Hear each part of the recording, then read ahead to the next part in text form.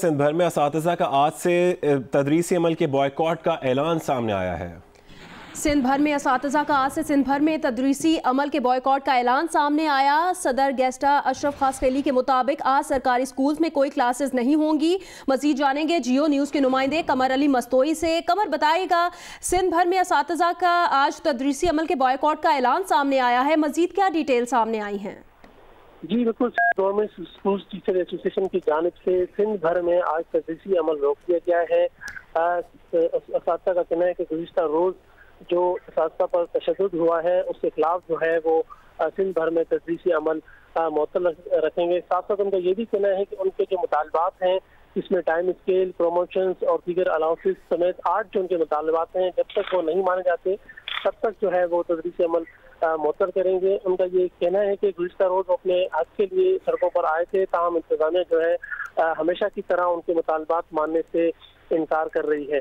असातिज़ा का ये कहना है कि इंतजामिया ने अभी तक उनसे जो है वो मुनासिब तरीके से जो है वो मुज़ाकरात नहीं किए। दूसरी तरफ जो है वो गुज़िश्ता रोज सेक्रेटरी तालीम का ये कहना था कि असातिज़ा के जो मुतालबात हैं आए रोज बढ़ते ही जा रहे हैं। ताहम उनका ये कहना था कि वो कोशिश कर रहे हैं कि असातिज़ा से मुलाकात करें और उन्हें जो है वो इस बात पर राज़ी करें कि वो मुज़ाकरात की मेज़ पर आए। साथ साथ असातिज़ा का कहना है कि अगर उनके मुतालबात नहीं माने गए तो जो मैट्रिक के इम्तहानात हैं उसका वो भी जो है मुतासिर हो सकते हैं।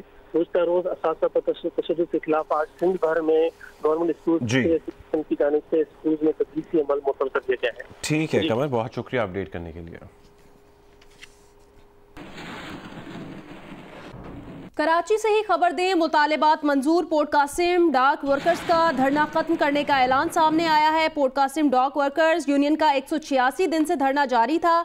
सदर CBA यूनियन इखलाक अहमद, जनरल सेक्रेटरी हुसैन बादशाह का धरना खत्म करने का ऐलान सामने आया है।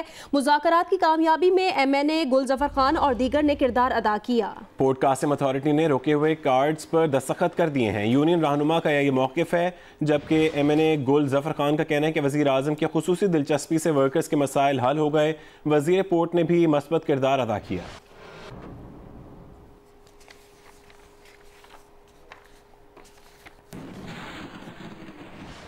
स्टेट बैंक के मुताबिक मॉनेटरी पॉलिसी बयान आज जारी किया जाएगा। पॉलिसी कमेटी इजलास में आइंदा 2 माह के लिए पॉलिसी रेट का तयन भी किया जाएगा।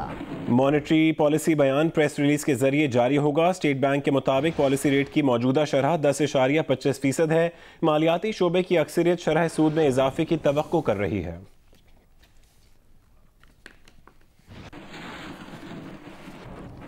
फेडरल बोर्ड ऑफ रेवेन्यू ने बेनामी अकाउंट्स, बेनामी लेन देन और बेनामी जायदादें रखने वालों के खिलाफ 1 अप्रैल से ऑपरेशन शुरू करने का ऐलान कर दिया। ऑपरेशन का आगाज लाहौर, कराची और इस्लामाबाद से होगा। FBR के मेंबर पॉलिसी का कहना है कि कराची, लाहौर, इस्लामाबाद में 6800 शॉपिंग मॉल्स को टैक्स नोटिस जारी किए जा रहे हैं। टैक्स चोरों के खिलाफ कानूनी कार्रवाई मुकम्मल करके 4400 बैंक अकाउंट्स मुंजमद किए जा चुके हैं। बेनामी अकाउंट्स, बेनामी लेन देन और बेनामी जायदादें रखने वालों की आ गई शामत। FBR का ऑपरेशन शुरू हो रहा है 1 अप्रैल से। स्टेट बैंक से बेनामी अकाउंट्स का डाटा हासिल किया जा रहा है। ऐसे बैंक अकाउंट्स की जांच पड़ताल पहले होगी जिनसे माहाना 1 करोड़ रुपए से जायद का लेन देन हुआ। ऑपरेशन का आगाज लाहौर, कराची और इस्लामाबाद से होगा। जैसा बताया FBR के मेंबर्स पॉलिसी, कस्टम्स और फेट ने इस्लामाबाद में सहाफियों से गैर रस्मी गुफ्तगू में इनका कहना था बेनामी अकाउंट्स और जायदादें रखने वालों का मौक़िफ़ सुना जाएगा। मौक़िफ़ ना देने या FBR को मुतमिन न करने पर कार्रवाई होगी। कराची, लाहौर और इस्लामाबाद में 6800 शॉपिंग मॉल को टैक्स नोटिस भी जारी किए जा रहे हैं। बड़े शहरों में 424 बड़े टैक्स चोरों के खिलाफ कार्रवाई की गई। इनसे 8 अरब 20 करोड़ रुपए टैक्स तलब किया गया। इसमें से 3 अरब 80 करोड़ रुपए की वसूलियां हो चुकी। FBR के मेंबर पॉलिसी हामिद शेख ने बताया कि टैक्स चोरों के खिलाफ कानूनी कार्रवाई मुकम्मल करके 4400 बैंक अकाउंट्स मुंजमद किए जा चुके हैं। 78 जायदादें और 46 गाड़ियां भी जब्त की गई। FBR ने ताजरों के मुतालबे पर छापे मारने का सिलसिला बंद कर दिया है। ताजर तंजीमों ने टैक्स वसूलियां कराने में मदद का वादा किया है। रेवन्यू वसूली में हदफ से 235 अरब रुपए की कमी की वजूहात बताते हुए मेंबर पॉलिसी ने कहा कि पेट्रोलियम मसनूआत की कीमतों में कमी से 75 अरब, तनख्वाहों पर टैक्स की कमी से 35 अरब, तरक्याती प्रोग्राम में कमी से 55 अरब, टेलीकॉम सेक्टर पर टैक्स से मुतल्लक केस सुप्रीम कोर्ट में होने से 35 अरब रुपए कम जमा हुए। रवां साल टेलीकॉम सेक्टर से 65 अरब कम हासिल होने का अंदेशा है। FBR के मेंबर पॉलिसी का कहना था साबिक सदर असद जरदारी को गाड़ियों पर टैक्स न देने के सिलसिले में नोटिस जारी किया है। उन्हें खुद पेश होने की जरूरत नहीं, वो अपने वकील के जरिए जवाब जमा करवा सकते हैं। अशरफ मलखम, जियो न्यूज़, इस्लामाबाद। लाहौर में आज नेशनल फाइनेंस कमीशन अवार्ड का इजलास होगा, जिसकी सदारत वफाकी वजीर खजाना असद उमर करेंगे। इजलास में चारों सूबों के वज़राए खजाना, सूबाई मेंबरान और दीगर हुकाम भी शिरकत करेंगे।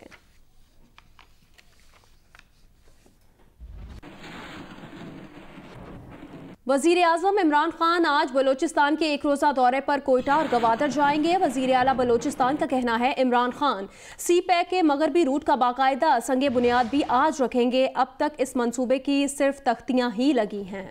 सरकारी ज़राए के मुताबिक वजीर आज़म पहले मरहले में कोयटा पहुंचेंगे, जहां वो national university of science and technology Quetta campus, Kutch मोड़ पर सी पैक के तहत तामीर की जाने वाली कोयटा यूरोप शाहराह का संगे बुनियाद रखेंगे। नवाकली में वफाकी हुकूमत के ताउन से तामीर किए जाने वाले अमराज कल्ब के अस्पताल का भी संगे बुनियाद रखा जाएगा। कोयटा से वजीर आज़म गवादर जाएंगे, जहां वो गवादर एयरपोर्ट की तामीर के मंसूबे का संगे बुनियाद रखेंगे। गवादर एयरपोर्ट पाकिस्तान का सबसे बड़ा और जदीद एयरपोर्ट होगा। ये मंसूबा 3 साल में मुकम्मल हो जाएगा। वजीर आज़म इमरान खान गवादर में मुनक़िदा 2 रोज़ा एक्सपो 2019 की इख्तितामी तकरीब में भी शिरकत करेंगे।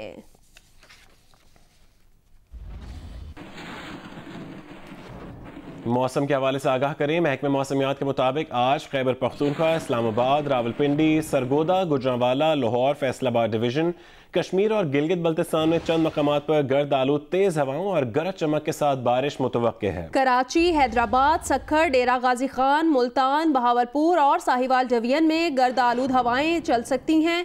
मुल्क के दीगर इलाकों में मौसम खुश्क रहेगा।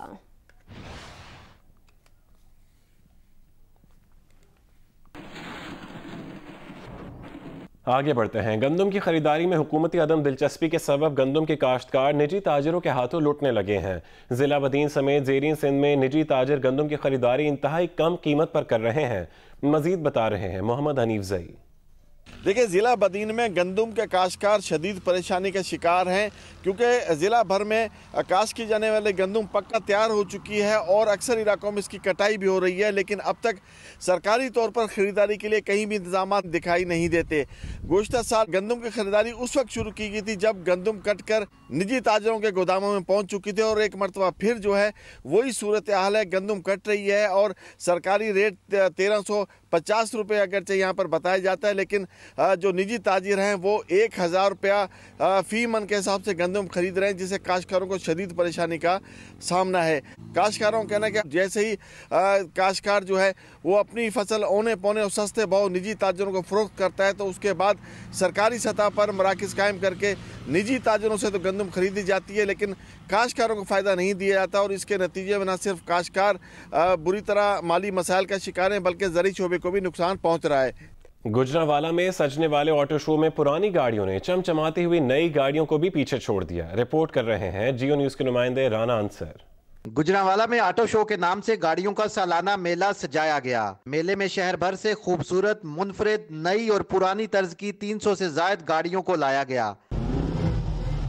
चमचमाती हुई नई गाड़ियों ने देखने वालों की तवज्जो हासिल की, तो खूबसूरत अंदाज में सजाई गई पुरानी गाड़ियों ने भी शौकीन अफराद के दिल जीत लिए। मैं बहुत खुशी फील कर रहा हूँ यहाँ पर बहुत सा क्राउड देख के। यहाँ पर माशाल्लाह हर तरह की गाड़ी आई है और मुझे बड़ा अच्छा लगा। ऑटो कार शो पे आया हूँ मैं, मुझे बहुत खुशी हुई है। इधर आके मुझे बहुत एक्साइटिंग चीजें देखने को मिली हैं। मुझे सबसे ज्यादा पसंद कार्स आई हैं। ऑटो शो में मंचले ड्राइवर्स ने अपनी महारत के अंदाज दिखाए, तो शो में मोटर बाइक लाने वाले नौजवान भी खूब शोर शराबा करते हुए नजर आए।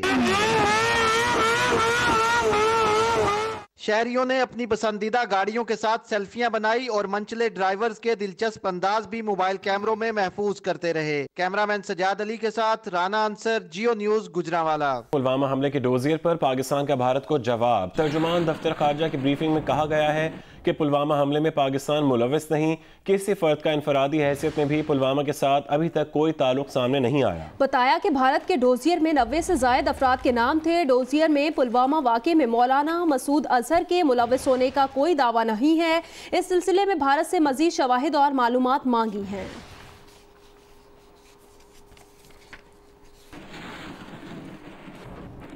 फाइनेंशियल एक्शन टास्क फोर्स ने पाकिस्तान में 8 बड़ी कलअदम तंजीमों के खिलाफ कार्रवाई पर अदम इत्मीनान का इजहार कर दिया। इतलात के मुताबिक FATF ने सिक्योरिटी इदारों में ताउन की कमी की निशानदही की है। जियो न्यूज़ के रिपोर्टर अशरफ मलकम के मुताबिक FATF को कार्रवाई के तरीक़ाकार पर भी तहफ़्फ़ुज़ात हैं। ग्रुप को चंदा जमा करने वालों के खिलाफ एक्शन के दोहरे हुकूमती मौक़िफ़ पर भी तहफ़्फ़ुज़ात हैं।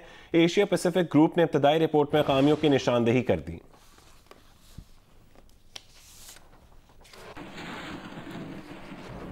वज़ीर आज़म इमरान खान ने कहा है कि किसी शिद्दत पसंद तंजीम को पाकिस्तान में काम करने की इजाज़त नहीं मिलेगी। नेशनल एक्शन प्लान पर अमल दरामद में हाल तमाम रुकावटें दूर की जाएंगी। कौमी दाखिली सलामती कमेटी के पहले इजलास में वज़ीर ख़जाना की जानिब से FATF के एशिया पैसिफिक ग्रुप के साथ मुलाकात पर ब्रीफिंग भी दी गई।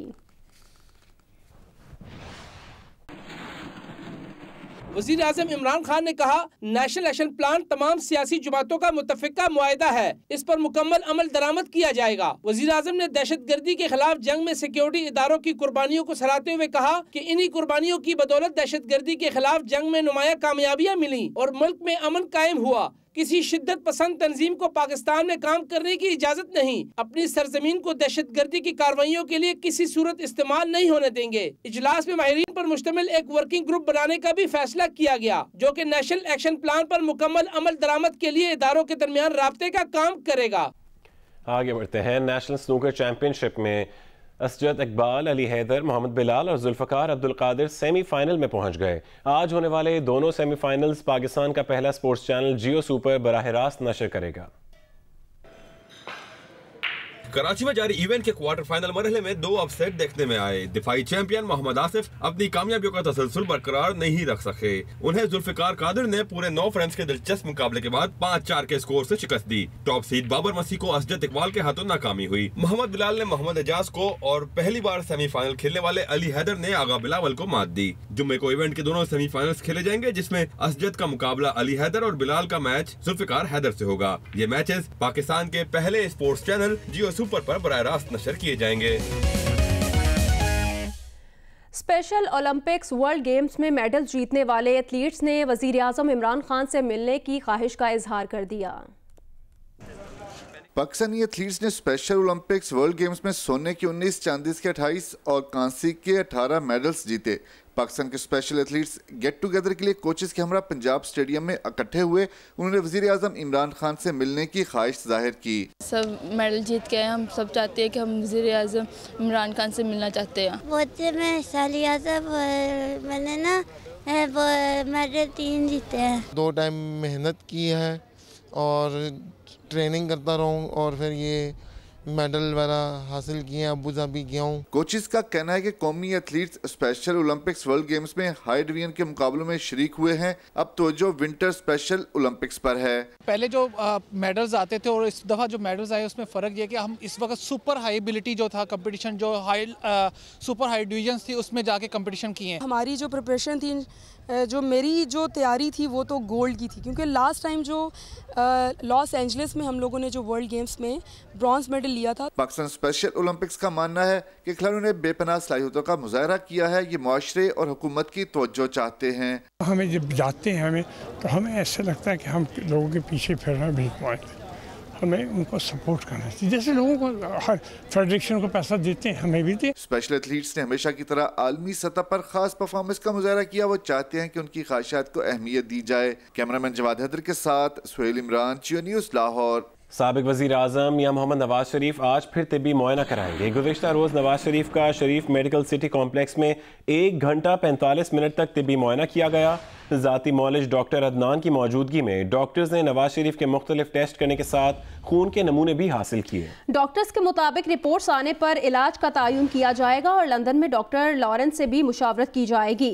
नवाज शरीफ ने शरीफ मेडिकल सिटी में मुस्लिम लीग नून के कारकुनान से हाथ मिलाया। कई लीगी रहनुमा भी इस मौके पर मौजूद थे।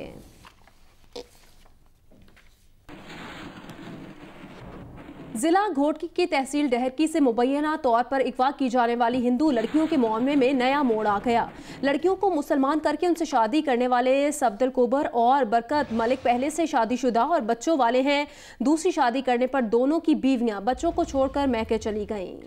डहरकी थाने के SHO तुफैल भुट्टो के मुताबिक हिंदू लड़कियों रवीना और रीना से पसंद की शादी करने वाले सफदर कोभर और बरकत मलिक पहले से शादीशुदा हैं। सफदर की 3 बेटियां और 1 बेटा है, जबकि बरकत मलिक की 3 बेटियां हैं। उधर खानदान वालों का कहना है कि हिंदू लड़कियों से पसंद की शादी करने पर दोनों की बीवियां नाराज होकर मैके चली गई हैं।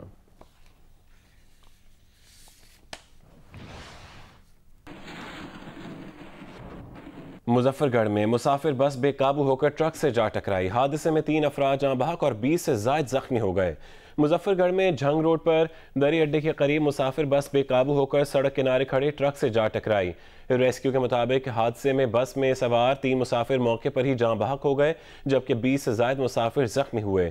रेस्क्यू ने मुसाफिर बस की बॉडी काट कर जाँ बहक अफराद को और जख्मियों को बस से निकालकर DHQ अस्पताल मुजफ्फरगढ़ मुंतकिल कर दिया। रेस्क्यू के मुताबिक मुसाफिर बस सखी सरवर से फैसलाबाद जा रही थी, जबकि जख्मियों में बच्चे और खवातीन भी शामिल हैं। Chairman NAB justice retired Javed Iqbal ने कहा वो इस जारहाना प्रोपेगेंडा को रद्द करते हैं कि नैब की वजह से ब्यूरोक्रेसी काम नहीं करती। अगर ब्यूरोक्रेसी का काम करने का दिल ना हो तो इसका इलाज नैब के पास तो नहीं है। पेशावर में सरकारी अफसरान से खिताब में चेयरमैन नैब जावेद इकबाल का कहना था कि मुल्क में 1400 से ज़ायद रेफरेंसेस हैं, इसमें से ब्यूरोक्रेट्स के खिलाफ दर्जनों से भी कम हैं। आज तक खैबर पख्तूनख्वा में 1 या 2 मरतबा से ज़ायद किसी सेक्रेटरी या एडिशनल सेक्रेटरी को नहीं बुलाया।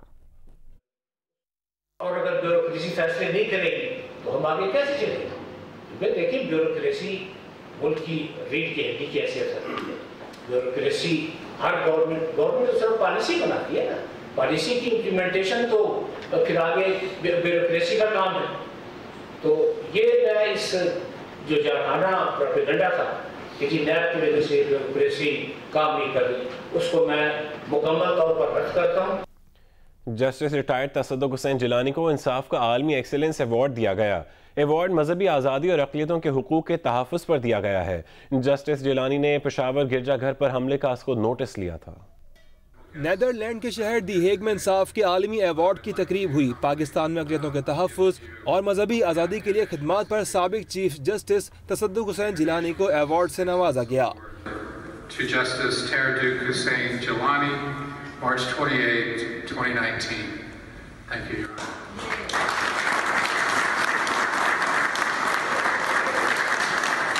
जस्टिस रिटायर्ड तसद्दुक़ हुसैन जिलानी का कहना था कि कायदे-आज़म मोहम्मद अली जिन्ना ने कहा था कि अक़लियतों को पाकिस्तान में मुकम्मल तहफ़्फ़ुज़ और मजहबी आज़ादी हासिल होगी। The founder of Pakistan, Qaid-e-Azam, in his first address to the Constituent Assembly in 1947 declared that Pakistan would not be a theocratic state while assuring minorities of equal rights. He said what Judge Yusuf quoted, that you are free to go to your temples, you are free to go to your mosque or to any place of worship in the state of Pakistan. You may belong to any religion, caste or creed. That has nothing to do with the business of the state. उनका कहना था ये award उन कदरों के लिए है जो हमारे आइन में है। ये उन कदरों के लिए मिला है जिन कदरों का, जिन असूलों का जिक्र हमारे आइन में है और जिन कदरों और जिन असूलों पे हमारी सुप्रीम कोर्ट ने रिलीजियस फ्रीडम पे वो फैसला दिया था। जस्टिस रिटायर्ड तसद्दुक़ हुसैन जिलानी ने अपने ओहदे के दौरान पेशावर में चर्च पर दहशतगर्द हमले का खुद नोटिस लिया था, जो उनका वाहिद खुद नोटिस था। Hi, I'm Shajia Niazi. Thanks for watching Geo News. For more videos and updates, do not forget to click the subscribe button.